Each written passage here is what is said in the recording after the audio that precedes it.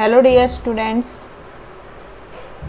आप सभी का आपके अपने चैनल पाई हर्ट्स पर स्वागत है and I hope you all are fine.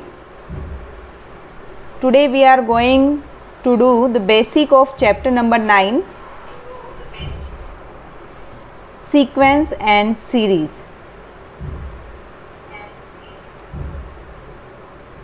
तो let's see what we learn today.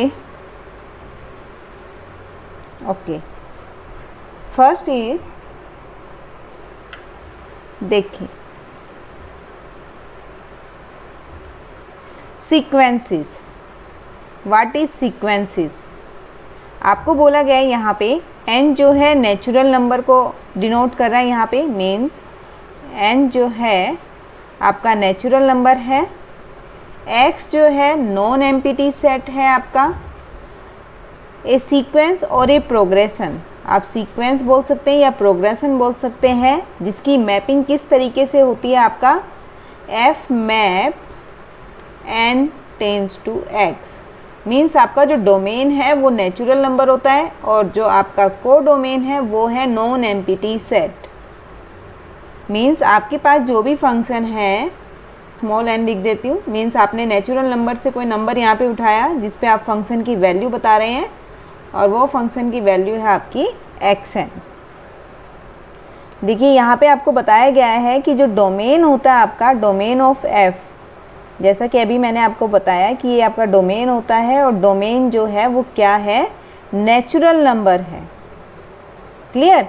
या फिर हम बोल सकते हैं कि वो सबसेट है which is denoting the position of the term. जैसे हम टर्म्स की पोजीशन को डिनोट करते हैं 1 2 3 4 and so on, natural number से ही हम डिनोट करते हैं, तो हम ऐसे भी बोल सकते हैं इसको। यहाँ पर आपको डिनोट करने का बता दिया गया है कि आप सीक्वेंस को क्या तो इस तरीके से आप डिनोट कर सकते हैं xn, या फिर कर्ली ब्रैकेट के अंदर जो कि सेट का नोटेशन होता है आपका, इसमें आप x1 x2 x3 and so on, इस तरीके से भी आप सीक्वेंस को डिनोट कर सकते हैं। ये जो आप अंदर x1 x2 x3 ये आप लिख रहे हैं, इनको बोला जाता है एलिमेंट्स। यहाँ आगे बता दिया गया है कि जो xn है, जो x से बिलोंग कर रहे हैं, इसको हम बोलते हैं एलिमेंट्स, या जो ये एलिमेंट्स हैं उनको आप बोल देते हैं टर्म्स ऑफ सीक्वेंस। इनको हम सीक्वेंस की टर्म्स बोलते हैं, इन एलिमेंट्स को। यहाँ पर जो आपकी रेंज है वो डिनोट करती है value of terms is a subset of real number, यानी कि जो आपकी रेंज आने वाली है वो सबसेट होती है किसका, रियल नंबर का। Then it is called a real sequence. जब वो रियल आपके पास नंबर्स का सबसेट डिनोट करती है रेंज, तो इसलिए आप इसको रियल सीक्वेंस भी बोल देते हैं। समटाइम्स हम इसको रियल सीक्वेंस भी बोल देते हैं। If x equal to c, अगर हमारा को डोमेन c को डिनोट कर रहा है, मतलब कि कॉम्प्लेक्स नंबर आ रहे हैं को डोमेन में, तो वो जो हमारी सीक्वेंस होगी वो कैसी सीक्वेंस कहलाएगी, हमारी complex sequence. Sequence of complex number हम उसको बोल सकते हैं अगर को डोमेन में हमारे पास कॉम्प्लेक्स फॉर्म में नंबर आते हैं। अगर हमारे पास को डोमेन में रियल नंबर्स आ रहे हैं तो हम उसको बोलते हैं रियल सीक्वेंस, और अगर कॉम्प्लेक्स फॉर्म में नंबर आते हैं तो हम बोलते हैं sequence of complex number. Next आपके पास है finite and infinite. Finite and infinite sequence आप जान चुके हैं कि किसको बोलते हैं। फाइनाइट यानी कि आपके पास लिमिटेड जो नंबर्स होते हैं जिनको आप काउंट कर पाते हैं, तो वो अगर ऐसी टर्म्स आपके पास सीक्वेंस में है जो काउंटेबल हैं तो आप बोलते हैं कि फाइनाइट है, if it has a finite number of terms. और अगर आप काउंट नहीं कर पा रहे हैं, अनकाउंटेबल पॉइंट्स हैं आपके पास, अनकाउंटेबल टर्म्स आ रही हैं सीक्वेंस में, तो आप उसको बोलते हैं इनफाइनाइट सीक्वेंस।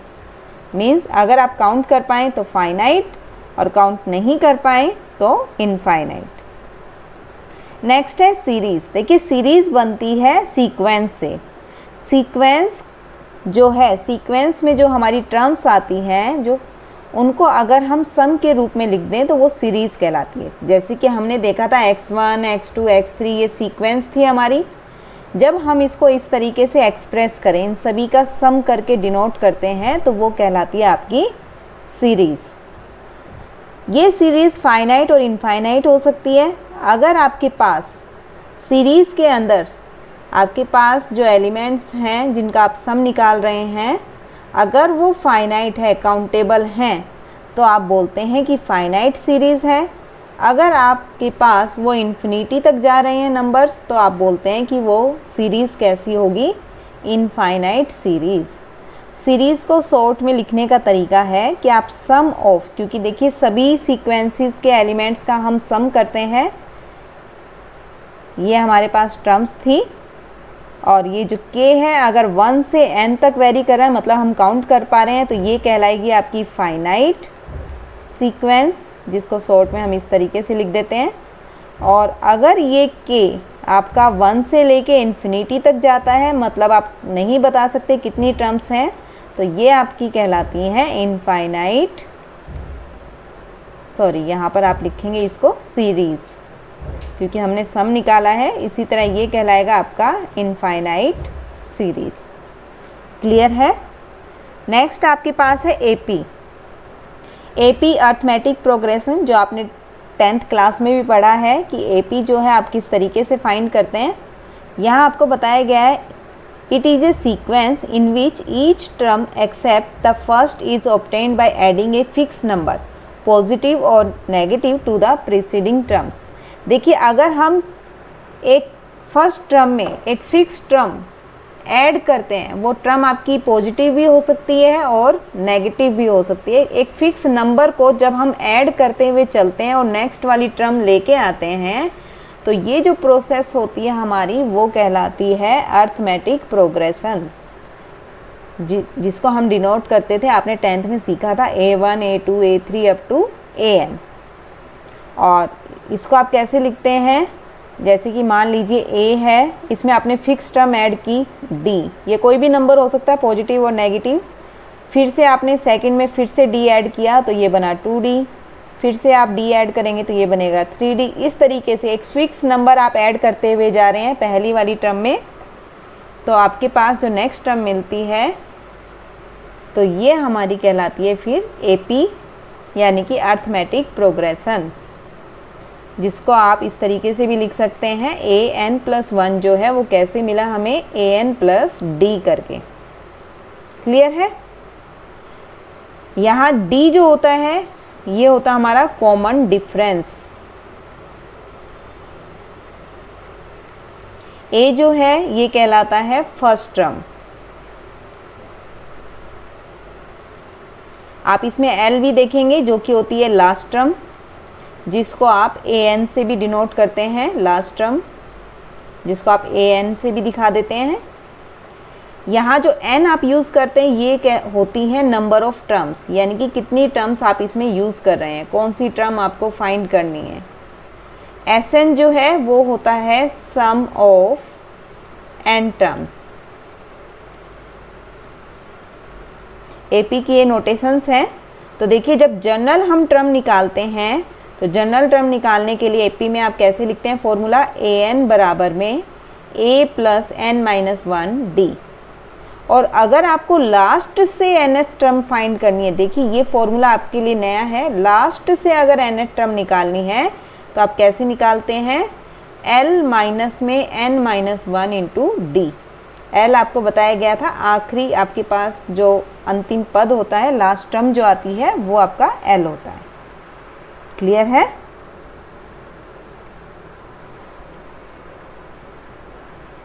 इसको हम N1 से दिखा देते हैं, AN1 से, क्योंकि हम AN ले चुके हैं यहाँ पे। क्लियर? चलिए आगे करते हैं हम इसमें। इसकी प्रॉपर्टीज़ क्या क्या हैं।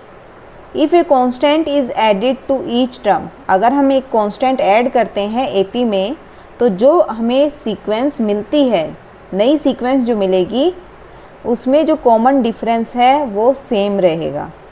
जैसे कि मान लीजिए मेरे पास यहाँ पे टर्म थी 5, 10, 15, 20, अब मैंने एक फिक्स नंबर ऐड किया इसमें 1,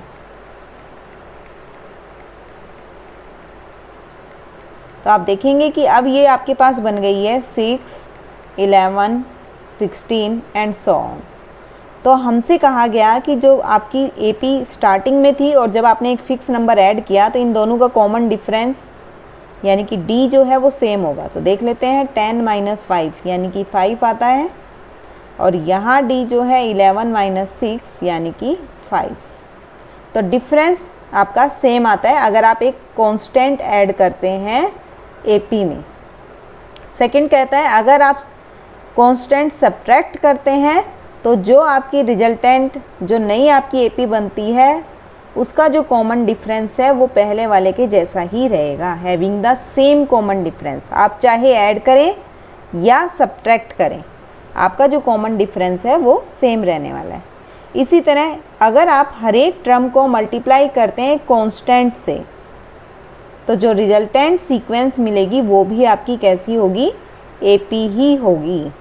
जैसे कि मान लीजिए मेरे पास सीक्वेंस है सी का, मैं आपको एग्जांपल दे रही हूँ। आपके पास है 2, 4, 6, 8 एंड सो ऑन। मैंने इसको मल्टीप्लाई किया है 2 से, तो ये मिला मुझे 4, 8, 12, 16। तो देखिए ये क्या हमारे पास एपी आती है। तो कॉमन डिफरेंस देख लीजिए, डी सेकंड टर्म माइनस में फर्स्ट टर्म यानी कि 4। अब किन्हीं भी दो टर्म का आगे वाली टर्म को पीछे वाले में से माइनस कीजिए, देखिए सबका आपके पास जो डिफरेंस है वो 4 ही आएगा। मीन्स जो ये रिजल्ट हमें मिला है, नई एपी जो मिलती है ये भी हमारी एपी ही बनेगी अगर हम एक कांस्टेंट से मल्टीप्लाई करते हैं।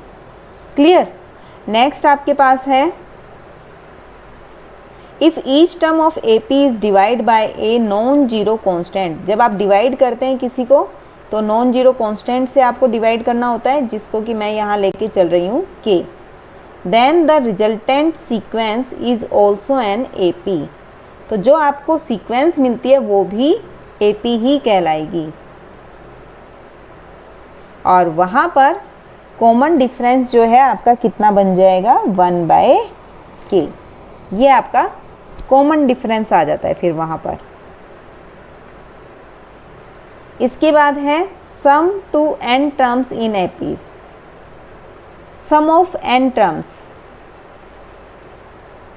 इन एपी। तो फॉर्मूला आपने 10th में किया था ये Sn n/2 2a + n-1d, और इसी से हम ये सेकंड फॉर्मूला भी हम इसी से लिखते थे। कैसे?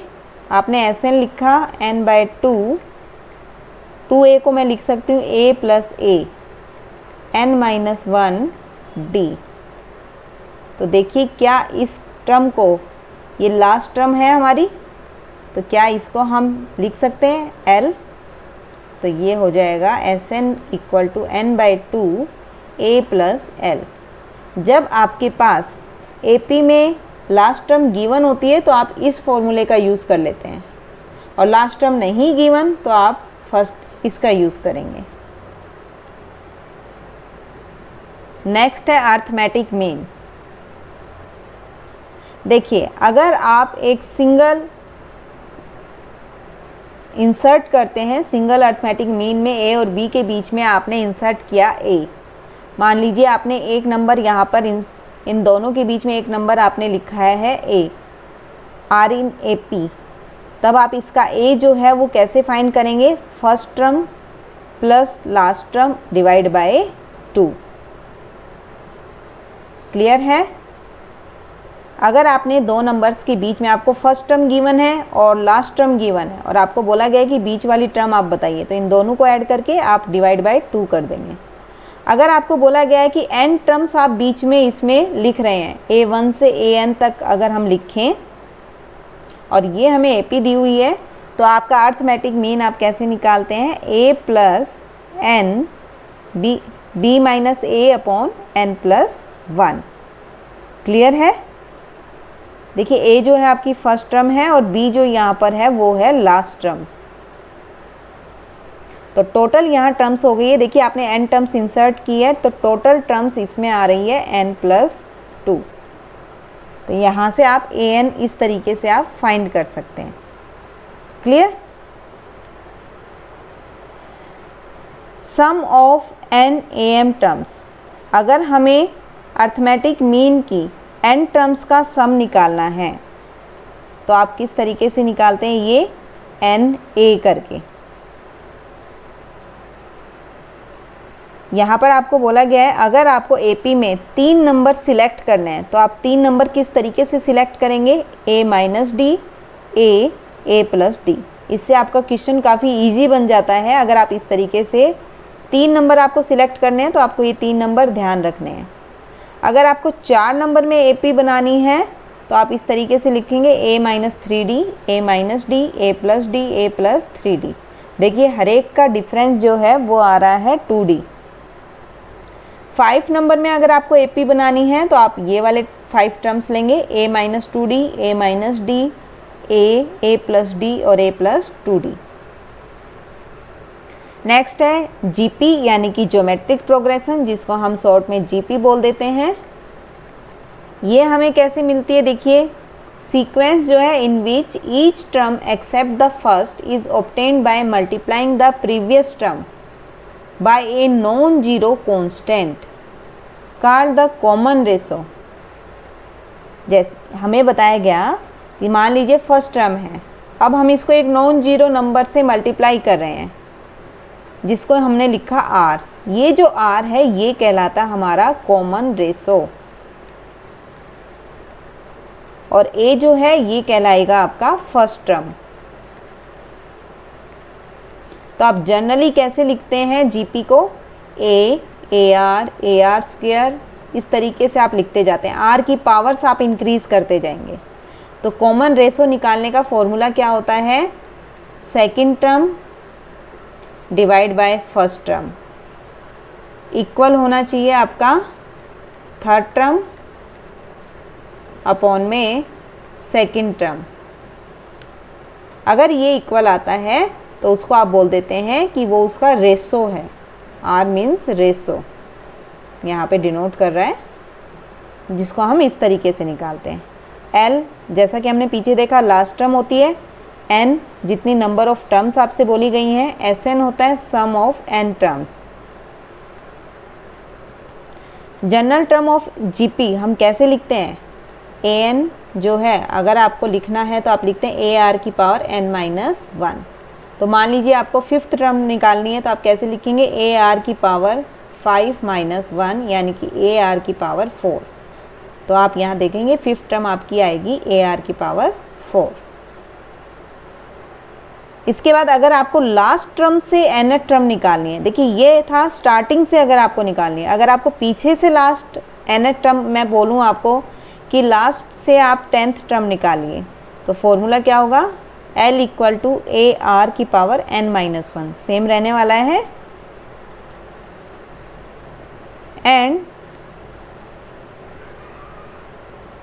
nth term from the last is given by an equal to L upon R की पावर n माइनस 1। इस तरीके से आप निकाल सकते हैं इसको।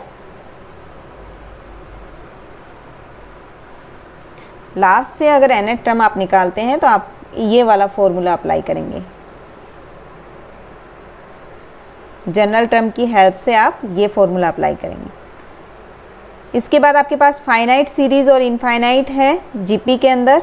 तो GP में देखिए अगर आप काउंट कर पा रहे हैं, लास्ट टर्म आपको पता है तो फाइनाइट, और अगर ये आपके पास इनफाइनाइट टर्म्स देता है तो वो कहलाती है इनफाइनाइट GP या फिर इनफाइनाइट ज्योमेट्रिक सीरीज़ हम उसको बोल देते हैं। सम दिया हुआ है इसलिए हम इसको सीरीज़ बता रहे हैं। सम टू n टर्म्स, देखिए ये फॉर्मूला होता है सम टू n टर्म्स। आपके पास अगर r 1 से बड़ा है तो आप ये फॉर्मूला यूज़ करेंगे, a इंटू आर की power n minus 1 divide by r minus 1। अगर आपके पास r 1 से छोटा है तो आप ये वाला फॉर्मूला अप्लाई करेंगे इसमें। नेक्स्ट है आपके पास, अगर आपको GP में 3 नंबर्स लेने हैं तो आप इस तरीके से चूज़ करेंगे, a upon r, a into a और थर्ड नंबर होगा AR। 4 नंबर्स लेने आपको जीपी में, तो आप ये 4 नंबर्स लेंगे वहाँ पे। अगर आपको 5 नंबर्स लेने हैं जीपी में, तो 5 नंबर्स आप ये वाले लेंगे। ध्यान रखेंगे रेशो जो है वो सेम होना चाहिए। देखिए a/r है, डिवाइड बाय a/r², a/a/r। तो देखिए यहाँ से a से a कैंसिल, r से r² में अगर हम देखें रिवर्स होगा तो यहाँ से मिलता है r, यहाँ पर भी अगर हम देखें तो ये भी मिलेगा आपको r। यहाँ मैंने क्या किया है, सेकंड अपॉन में first equal to third upon में सेकंड, तो रेशो जो है वो सेम आ रहा है। देखिए अगर आप ज्योमेट्रिक मीन जो है, अगर दो नंबर के बीच में आपको एक सिंगल नंबर आपको ऐड करना है, तो आपके पास जो ज्योमेट्रिक सीरीज़ है वो आप कैसे निकालते हैं, क्योंकि हमने बताया कि आप सेकंड अपॉन फर्स्ट इक्वल होता है थर्ड अपॉन सेकंड, तो हमने वही किया यहाँ पे g/a इक्वल है b/g के। तो देखिए g² क्या बनता है, ab, तो यहाँ से g क्या निकल के आता है, √ab, यानी कि जो नंबर आपने यहाँ ऐड किया था वो कैसे मिलेगा, फर्स्ट और लास्ट टर्म का प्रोडक्ट और इसका रूट। इसके बाद अगर आपको n टर्म्स इसमें इंसर्ट करनी है, a और b के बीच में n टर्म्स अगर आपको लेके आनी है, तो आप किस तरीके से करेंगे, यहाँ पर gn आपका फॉर्मूला क्या बनेगा, gn का फॉर्मूला बनेगा a इंटू में b/a की पावर n/n+1। ये फॉर्मूला आप वहाँ पर याद रखेंगे अगर आपको n टर्म्स ऐड करनी है। a और b आपको गिवन मिलेंगे वहाँ पर, फर्स्ट और लास्ट टर्म। नेक्स्ट है am और gm के बीच में क्या रिलेशन होता है, बहुत ही इंपॉर्टेंट है, ये कई बार पूछते हैं एग्जाम में भी। am को हम a से और gm को आप g से डिनोट कर रहे हैं यहाँ पे, of two positive real number a and b। तो देखिए a आप कैसे निकाल रहे थे, a + b/2, और g कैसे निकाल रहे थे आप, √ab। तो रिलेशन क्या आया आपका, am जो है हमेशा ग्रेटर देन इक्वल टू होता है gm के, ये रिलेशन आप याद रखेंगे, am greater than equal to होता है gm के। इसके बाद ये कुछ स्पेशल सीरीज़ होती हैं, अगर आपके पास single 1 + 2 + 3 up to n terms है, तो सम होता है उसका n × n+1/2। अगर स्क्वेयर्स करके ऐड किया गया है तो उसका फॉर्मूला होता है n+1 × n+1/6। अगर आपके पास क्यूब करके उन नेचुरल नंबर्स का सम किया हुआ है, तो आप लिखते हैं n+1/2 का होल स्क्वायर। ठीक है, ये आपको याद रखने फॉर्मूले हैं। सम ऑफ एन इनफाइनाइट जीपी, अगर आपके पास मान लीजिए इनफाइनाइट है जीपी के अंदर a + ar + ar², इस तरीके से इनफाइनाइट टर्म्स हैं, तो आपको उन सभी का सम निकालना है। तो सम निकालने के लिए इनफाइनाइट टर्म्स है, इसलिए मैं यहाँ इन्फिनिटी लिख रही हूँ। तो कैसे निकालते हैं, a यानी कि फर्स्ट टर्म अपॉन 1 माइनस में रेशो, ये फॉर्मूला होता है जब इनफाइनाइट आपके पास दिए हुए हैं उनका आपको सम निकालना है। क्लियर है। फाइनाइट में अगर गिवन होते हैं, देखिए Sn मैंने पीछे भी बताया था, इसका फॉर्मूला था, अगर फाइनाइट है तो a 1 - r⁴n अपॉन 1 - r, जब r आपका लेस देन 1 है, या और a Rn-1 अपॉन r-1 जब r आपका 1 से बड़ा है। तो आप ये दो फॉर्मूले वहाँ यूज़ करते थे। अगर फाइनाइट नंबर्स का आपको सम निकालना है जीपी में और इनफाइनाइट का सम निकालना है जीपी में, तो फॉर्मूला होगा दिस वन। क्लियर है।